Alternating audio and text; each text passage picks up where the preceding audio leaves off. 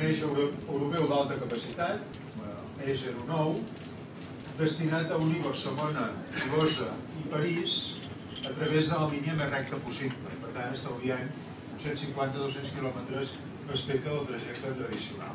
Aquesta és la doble justificació. Per servir aquesta justificació, el túnel és una peça. En els seus inicis, el túnel era un bolet magnífic, una infraestructura d'altíssima qualitat, en un entorn molt aïllat, perquè els accessos fins al túnel, tant des del nord com des del sud, es comencen a millorar els eixos transversals, però seguim tenint encara moltes assignatures pendents per treure tota la potencialitat de comunicacions que se li podrien treure.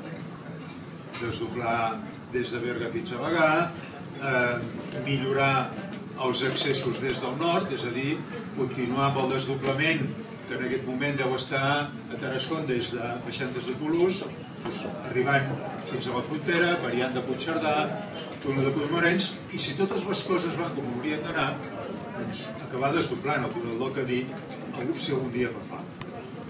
Per tant, d'actuacions pendents n'hi ha moltes. També actuacions transversals, perquè el servei que dona el túnel també és un servei que, per ser un servei útil a les comarques a les que serveix de forma immediata, també convida a que es millorin els accessos transversals.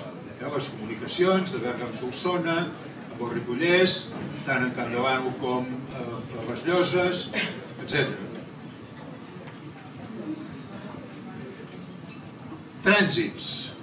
Fixeu-vos aquí un quadre de trànsits, si voleu mirar-ho amb la pissarra, en què any i any teniu apuntada la IMD del túnel del Cadí.